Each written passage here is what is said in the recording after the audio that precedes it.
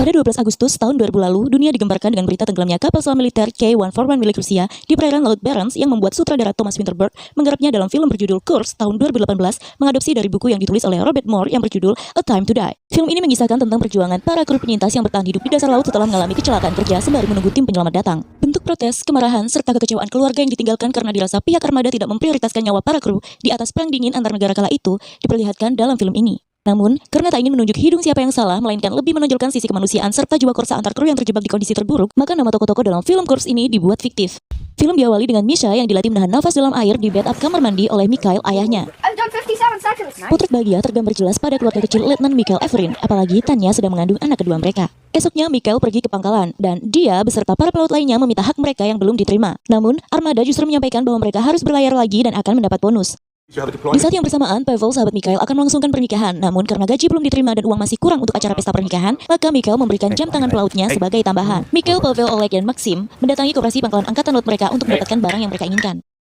Berlangsunglah acara pesta pernikahan Pavel dan Daria dengan hangat, penuh haru, dan meriah. Para sahabat menghadiri acara pernikahan Pavel dan tak lupa mereka menyanyikan nyanyian pelaut. Keesokan harinya, para kru penyintas kapal selam K-141 Kursk siap berlayar. Mikhail menghampiri Pavel yang sedang cek suhu senjata torpedo yang mereka bawa untuk latihan uji peluncuran di Laut Barents. Maxim sudah start engine, turbin mulai bekerja, propeller Kursk berputar mendorong laju kapal selam tersebut. Pagi itu, tanggal 12 Agustus tahun 2000, tepat pukul 7.20, Kursk melepas saunya dari pangkalan angkatan laut Rusia, Vidyayevo, Murmansk. Lambaian para anak kecil turut melepas kepergian Kursk, termasuk Misha, anak Mikhail. Namun, siapa sangka pagi itu adalah penampakan terakhir Kursk oleh mereka. Di atas geladak, Laksamana Grozhinsky mengatakan setengah dari kapal untuk latihan kali ini adalah rongsokan alias sudah tua. Sebagaimana diketahui, kapal Kursk akan mengikuti latihan militer bersama 30 kapal perang Rusia lainnya. Namun, belum tiba di tujuan, kapal mengalami kendala teknis. Hal tersebut telah disampaikan Pavel saat briefing, akan tetapi belum ada keputusan apapun dari kapten. Bahkan selesai briefing pun, suhu torpedo makin meningkat. Menyadari bahaya yang akan dihadapi, Pavel meminta izin untuk segera meluncurkan torpedo tersebut kepada kapten. Akan tetapi, karena Kursk masih ada di bawah ambang interupsi, permintaan tersebut ditolak. Dan ketika suhu torpedo mencapai angka 152 derajat, terjadilah hal yang sudah terduga. Ledakan yang tak bisa terhindarkan menghancurkan kapal selam Kursk. Dari 118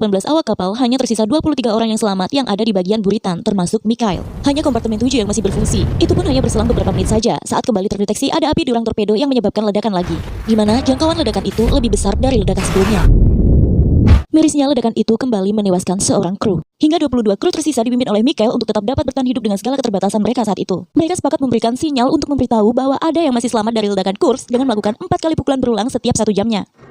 Hilang kontaknya Kursk masih belum disadari oleh Rusia. Justru Inggrislah yang turut memantau aktivitas Rusia kala itu menyadari sesuatu terjadi pada kapal selam tersebut. Kolonel David Russell menanyakan aktivitas seismik Laut Barents, di mana gelombang yang terekam seismometer saat itu menghasilkan seismograf sebesar 3,9 skala Richter. Barulah pangkalan armada utara Rusia menerima laporan telah terjadi 2 ledakan besar. Bergegas mereka mengirimkan drone bawah air untuk memastikan kondisi titik ledakan di mana koordinat Kursk saat itu berada.